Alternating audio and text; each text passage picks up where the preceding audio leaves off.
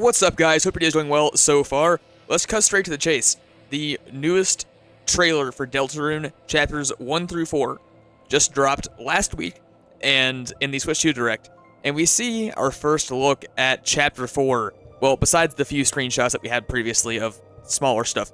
Our first real looks at the characters in the Dark World. And something seems a bit off about them. They seem to have these weird color palettes.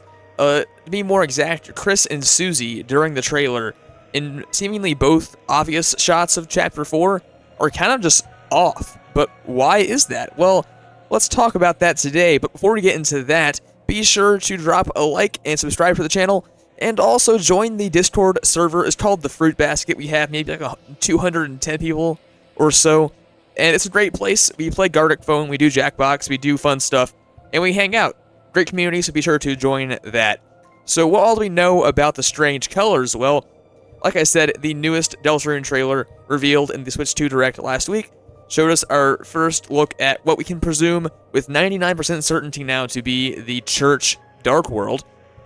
And Kris and Susie take on some different colors during the scenes that we see during this part of the trailer. We see basically two shots. We see one of some glass shattering beneath them, and Susie grabs Kris's hand and throws them up to grab a ledge above, and there's like stained glass windows and stuff. They're in a very dark room. It seems like the Dark World is kind of like falling apart around them, and they're trying to climb out of it.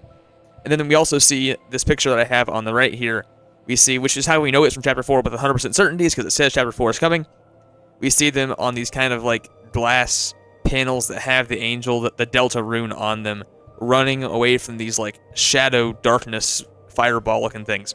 And so this isn't something that keeps up the entire chapter. We know that it's not because of this, which I can presume once again with like 99% certainty that this is chapter 4. These creatures look like a number of religious things that I would expect to not, or I would expect to see more in a church than a house. They look kind of like talismans. They look kind of like those dolls that they make in Japanese culture to ward off rain and whatnot. And these symbols of something more supernatural than like a TV Dark World, for example. They also have like little souls flying around them. So this, I'm pretty certain, is from Chapter 4, and we see Kris, Susie, and Rousey here look pretty normal. And in fact, Rousey being here is also pretty important because we don't see Rousey during the Chapter 4 segments of the trailer. People are like, where's Rousey? That's kind of weird. Here he is safe and sound. So, but why are Kris and Susie different colors during these two moments that we see in the trailer? The only two moments so far that we know, besides maybe a minigame or two, that takes place during Chapter 4. Well, I have, I think, 7 theories to talk about here. So, I'll go ahead and say this first. Obviously, the most, like, practical theory here is that it's a lighting thing. And I'll talk about that more in a minute. But before you pull out your keyboards and start typing, oh my goodness, isn't that deep? It's really just the lighting is different, this and that. I said it right now. I'll talk about it more later. But first, let's talk about some more interesting things. And I've seen a lot of these theories tossed around by various commenters and stuff. I've seen so many, dozens of them. I didn't keep track of whose was whose, but these are also ideas that I've come to on my own as well. But if you had a similar idea, shout out to that, because you are possibly correct and had pretty interesting stuff to say, so thanks for that. So a popular theory regarding Deltarune as a whole is that we will see a darker world, or a Neo-Dark Fountain, or a dark world inside a dark world, like some deeper layer of the Dark World that might be more ominous and corrupted and twisted, and maybe more meta, and reveal something about death maybe, and lots of ideas here. I have a whole theory about that called what if it could get darker than dark, I think is what I called it, like we see in the Spamton Sweepstakes. And we also know that it's possible to make a dark fountain within a dark world. So what if we're seeing that here? The reason why their colors are different, they're more muted, more faded. What if we're seeing that because this has happened and they are in a darker world created by there being a dark fountain inside of a dark fountain, like Birdly tries to do in Chapter 2. So my issue with this theory is that it would cause the roaring, wouldn't it? Because when Birdly attempts to create a fountain in Chapter 2, no one stops him at first because, I mean, I guess Queen believed that one could make a dark world inside a dark world, but Rousey stops Birdly and says that he'll cause the roaring, so why would that be any different here? If someone creates a dark fountain inside of the church dark world, wouldn't that also cause the roaring? So unless we're seeing the start of the roaring right here, which I guess is technically possible, maybe, I really don't see this being a dark fountain inside of a dark fountain. We might see that eventually at some point. It wouldn't shock me. It'd be kind of cool to see what happens, like, or perhaps that'll be the event that causes the roaring. But unless this is the roaring starting, I don't think that's what's happening, or the roaring is just not true. I've heard that the roaring is fake. So maybe that, if you believe that theory, then maybe that could also be the case. But this is like maybe like a 4 out of 10 for me. Theory 2 is another take on the darker world, but a bit different. What if we don't need to open a dark fountain inside of a dark fountain, but simply open a dark fountain in a darker place, or go to a dark place inside of a dark world? Well, I have a few problems with this theory as well, and that's that the closet is already very dark. Like, it's a room presumably with no windows and without any lights on, but the Castletown dark world is just fine. Now, we could maybe excuse this by saying, oh, well, it's the pure grand dark fountain, so it's like, this doesn't operate the same way. Maybe, but at the same time, it's a bit of a stretch. The sole reason why I bring it up is because maybe the church has like a basement, or the lights go out or something like that, and it gets dark in the church and makes the dark world act weird. There's also this theory that I mentioned before, that the dark world like behaves differently at night because of what Sham says at one time. So, I'm not entirely sold on this one just because we have kind of counter evidence to go against it. So, probably a 2 or a 3 for this one. Theory 3 is that Kris and Susie swap.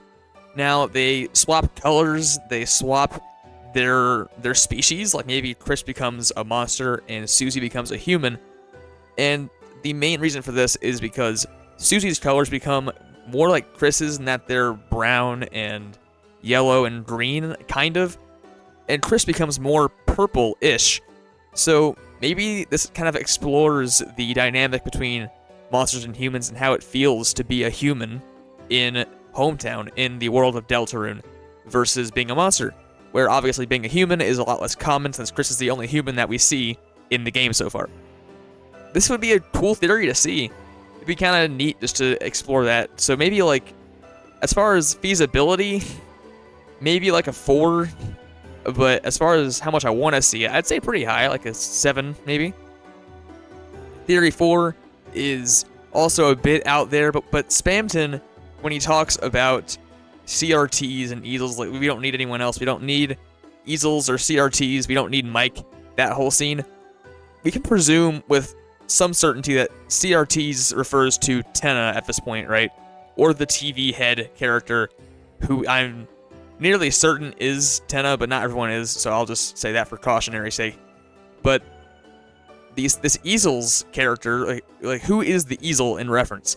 I don't think it's Swatch or Swatchling, because Swatch and Swatchling are like digital, like, color picker tools. Not pickers, but, like, you know what I mean, like little menus that have colors in them, right? I think.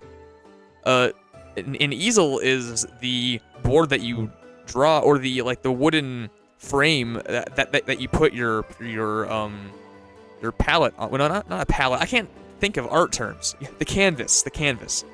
So it's an art tool, and we know that Father Alvin, who is the father of the church, he's associated with art through the drawing of Gerson who's his dad, obviously, in the classroom in the school.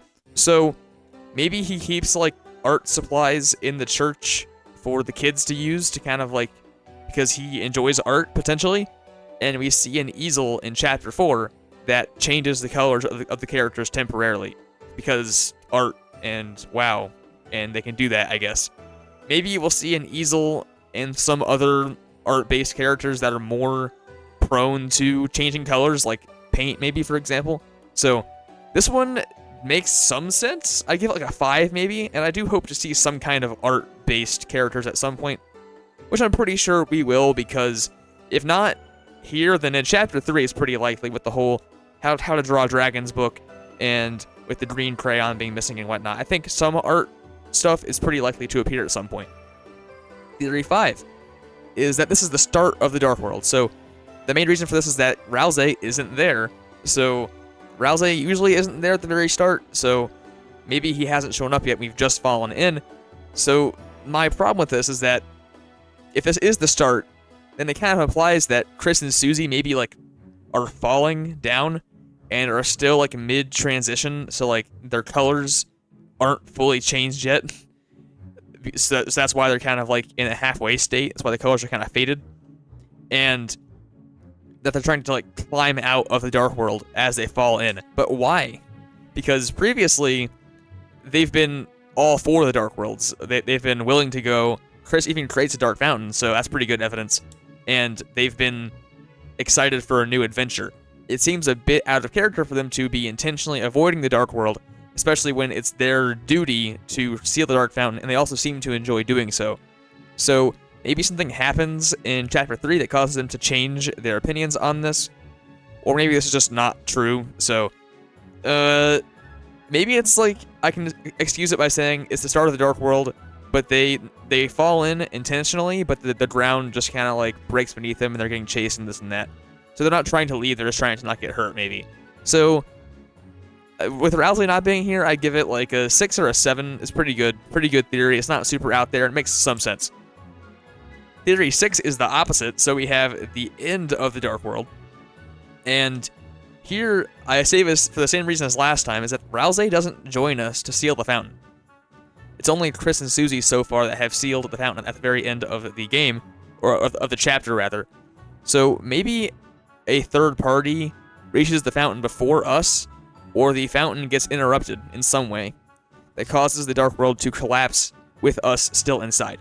Now, if a third party sealed the fountain, like maybe the Knight for some reason, I don't know why they would, but potentially, if they sealed the fountain, then wouldn't the characters just appear in the church, like, fine? Because Berdly and Noelle are not present when we seal the fountain.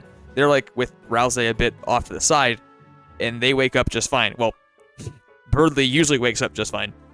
And I just don't see that being a problem. If some other character closed the church Dark Fountain, I think we would all just wake up in the church. I think more likely there's probably some other way to stop or interrupt a Dark Fountain that maybe the Knight knows about, or some other character that's also in the Dark Fountains that we haven't met yet, like some third party that's kind of hiding from us, that could do something to the Dark Fountain to cause it to collapse and get messed up, leading to a climactic chase scene where we rush to escape the fountain as it closes around us. That would also once again explain why the colors change, because maybe the disruption causes the colors to get disrupted, or once again we're like mid color transition, so that makes the colors be more washed and faded. So this is also a pretty solid idea. I'd give it 1 less than the last one, since it requires more of a stretch, so maybe like 5 or 6. Here's the final theory, is that it's just lighting. Straight up, the stained glass windows of the church cast a colored light on the characters that causes them to appear different colors. Now, why does this not happen in previous chapters? Because, I mean, they've been in dark rooms in previous chapters, and their colors are exactly the same, like in Chapter 1, when you walk into the supply closet, so I don't know. Also, they've been in places that probably have certain levels of lighting that could make them look different.